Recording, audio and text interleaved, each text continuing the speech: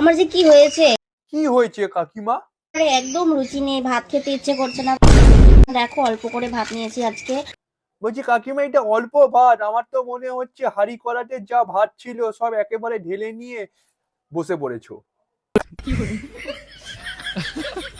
খাবারে একদম রুচি নেই, ভাত খেতে ইচ্ছে করছে না। বলছি কাকিমা, তোমার মুখে রুচি নেই বলে এরকম খাচ্ছ, আর যদি মুখে রুচি থাকতো তবে তো হাঁড়ি কড়া বাসন কোসন, তারপর তোমার তোমার রান্নাঘরে যা জিনিসপত্র আছে সব খেয়ে নিতে, দরকার পড়লে পুরো পৃথিবীটাই খেয়ে নিতে।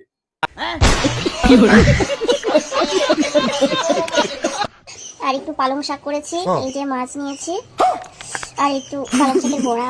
মাং মারানি জলহস্তি চোদা। তা বলছি কি কাকিমা, সব কিছুই তো নিয়ে নিয়েছো, কোনো কিছুই তো বাদ রাখোনি, তবুও তোমার ঢং করে বলছো আমার মুখে রুচি নেই। ওরা মুখে না ফেরা ছুঁড়ে মেরে দেবো না, রুচি এসে যাবে।